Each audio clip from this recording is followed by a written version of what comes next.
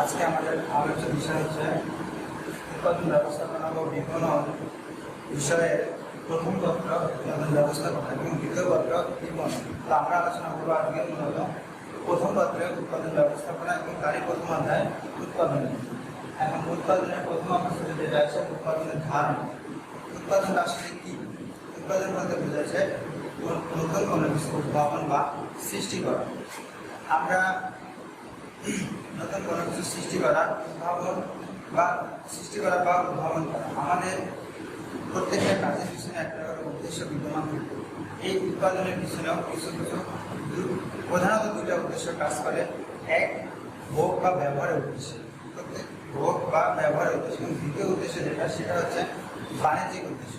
অর্থাৎ আমরা একটা জিনিস যখন কোনো কিছু উৎপাদন করি, সেটা যাই হোক, সেটা জায়গাটা আমরা বই ব্যবহার করি, বই আমরা কেন উৎপাদন করি সেটা অবশ্যই আমাদের পড়া বা শিক্ষা গ্রহণের কাজের জন্য ব্যবহার করি। আবার দ্বিতীয় যেটা আছে বাণিজ্যিক উদ্দেশ্য। বাণিজ্যিক উদ্দেশ্য বলতে বোঝানো হয়েছে এখানে ক্রয় বিক্রয়ের মাধ্যমে মুনাফা অর্জন করাটাই থাকে এখানে মুখ্য উদ্দেশ্য। এখানে এই যে দুইটা উদ্দেশ্যের প্রধান উদ্দেশ্য থাকে উৎপাদনের, এই দুইটা উদ্দেশ্য। এখন মূলত উৎপাদনটা যদি আমরা এই অধ্যায়ের ভিতরে উৎপাদনের ধারণাটাই মূলত সব থেকে বেশি গুরুত্বপূর্ণ থাকে। উৎপাদন কি এই জিনিসটাই পরীক্ষা আসে। তার মধ্যে উৎপাদনের ধারণার মধ্যে আমরা একটু যদি গুছিয়ে লিখি, সেটা হচ্ছে মানুষ তার শ্রম বুদ্ধিমত্তাকে কাজে লাগিয়ে বিনিময় প্রাকৃতিক সম্পদের যে বিনিময় যোগ্য যে বাড়তি উপযোগ সৃষ্টি করে সেটাকে উৎপাদন করে। এখন কথা হচ্ছে মানুষ কোনো কিছুই উৎপাদন করতে বা সৃষ্টি করতে পারে না। মানুষ শুধুমাত্র প্রকৃতি প্রদত্ত সম্পদের রূপান্তর করে সেটার ব্যবহার উপযোগী পণ্য দ্রব্য তৈরি করে। এটা হচ্ছে মূলত উৎপাদনের ধারণা। এরপরে যেটা আছে এটা গেল, এখন হচ্ছে উপযোগ। উৎপাদনের ধারণা।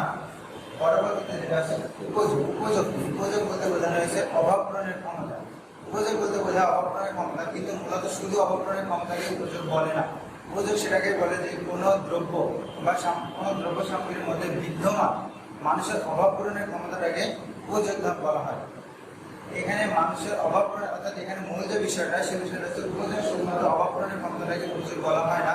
উপযোগ তখনই বলা যখন কোনো পণ্য বা দ্রব্যের ভিতরে মানুষের ব্যবহার উপযোগী বা মানুষের অভাব পূরণের ক্ষমতা যদি সেই পণ্য বা দ্রব্যের মধ্যে বিদ্যমান থাকে, তবে সেটা সেই পণ্যের উপযোগিতার সৃষ্টি হবে।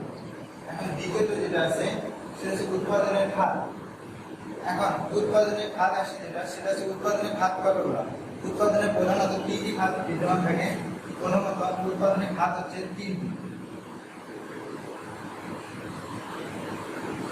প্রথম খাত হচ্ছে কৃষি খাত, দ্বিতীয় হচ্ছে শিল্প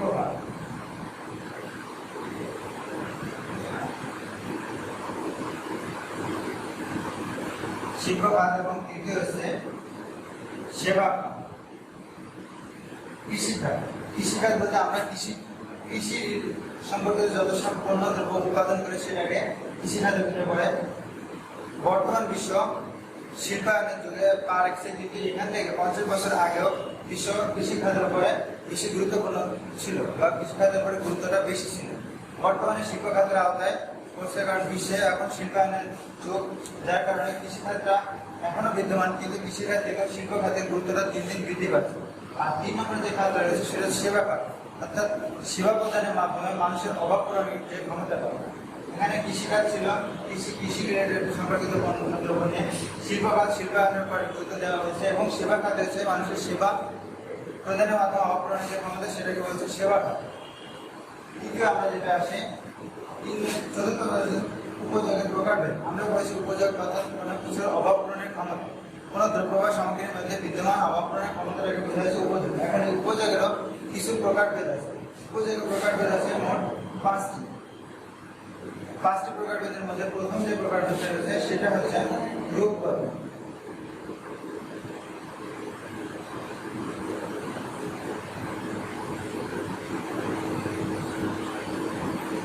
রূপগত উপযোগ। দ্বিতীয় উপযোগ যেটা রয়েছে সেটা হচ্ছে সত্যগত উপযোগ।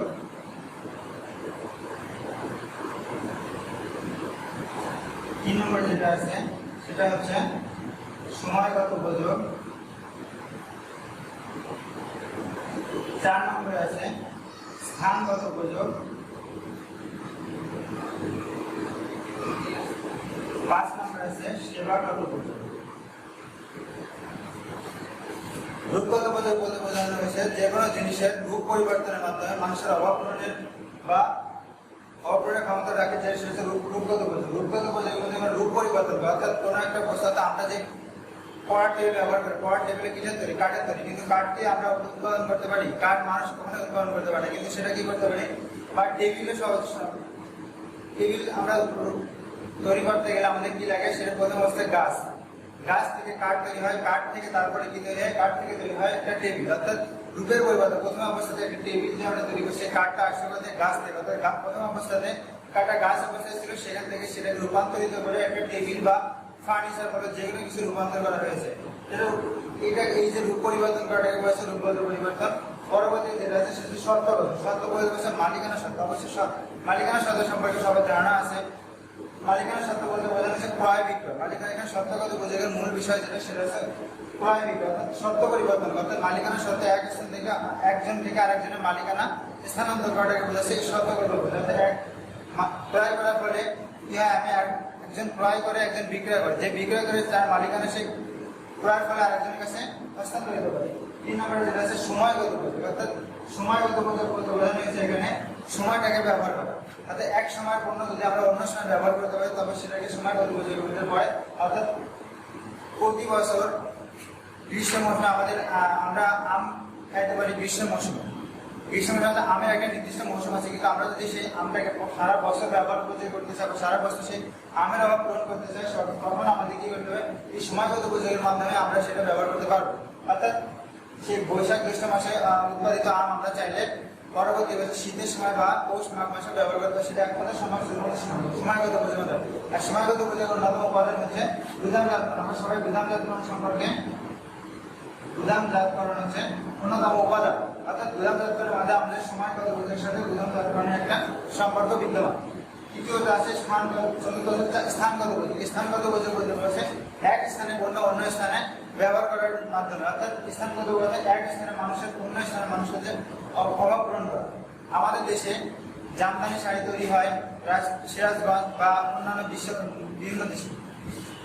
বিভিন্ন জেলায়, যেমন সিরাজগঞ্জে বেশি সব থেকে ভালো, বা টাঙ্গাইলে জামদানি পাওয়া যায়। এখন এই টাঙ্গাইলে জামদানি উৎপাদন হয়, কিন্তু এটা আমরা এখন সারা দেশে পাই। সারা দেশে পাই তার অন্যতম মাধ্যম হচ্ছে এই স্থানগত উপযোগ। অর্থাৎ এক স্থানে মানুষের টাঙ্গাইলে উৎপাদিত পণ্য অন্য স্থানে মানুষের অভাব পূরণ করে। অর্থাৎ এই পণ্যের, অর্থাৎ এই শাড়িটা সবারই আছে, এই অভাব মোটামুটি সবারই আছে। তো টাঙ্গাইলে উৎপাদিত পণ্যের চাহিদা ঢাকার যারা অবস্থিত তাদের চাহিদা পূরণ করার জন্য এই টাঙ্গাইলে উৎপাদিত পণ্য ব্যবহার করার জন্য তাদের এই স্থানগত উপযোগের মাধ্যমে সেই স্থান মানুষের অভাব পূরণ করতে সক্ষম হয় শুধুমাত্র স্থানগত উপযোগের মাধ্যমে। সেবাগত বলতে বোঝানো হচ্ছে সেবাগত উপযোগ মানুষের সেবা প্রদানের মাধ্যমে মানুষের অভাব পূরণ করা। অর্থাৎ আমরা বিভিন্ন সময় দেখি যে ডাক্তারে আমরা অসুখ হলে বা কোনো কারণে সুস্থ হলে বা কোনো মামলা মকদ্দমার জন্য আমরা কোথায় যাই, আর মামলা মকদ্দমার জন্য উকিলের কাছে যাই বা ডাক্তারের সেবার জন্য ডাক্তারের কাছে যাই। এই দুই ব্যক্তি আমাদের কি করে, এনারা আমাদের সেবা প্রদানের মাধ্যমে যে আমাদের অভাব পূরণ করে। অর্থাৎ ডাক্তারের কাছে গেলে আমরা অসুস্থ ডাক্তারের কাছে যাই, আমাদের ওখানে আমাদের সেবার প্রয়োজন হয়, ওই সেবার যে অভাবটা থাকে এই অভাবটা পূরণ করে ডাক্তার সহ এখানে ডাক্তার সেবাগত উপযোগ প্রদান করে, এখানে সেবা প্রদান করে। সো এখান থেকে ডাক্তার মধ্যে আমরা সেবা পেয়ে থাকি। আর দ্বিতীয়ত যেটা উনি কি করে, মামলা মকদ্দমার যে সমস্যাগুলো থাকে সেগুলো উকিল মিটিয়ে দেয় আমাদের। সো এখানে আমরা সেবাগত মানুষের সেবা প্রদানের মাধ্যমে মানুষের অভাব পূরণ করাটাকে সেবা প্রদান হয়েছে। এখানে এই 4টা টপিকসে আজকে আলোচনা করা হলো। আমরা পরবর্তী ক্লাসে আরো আলোচনা করব। ধন্যবাদ সবাইকে।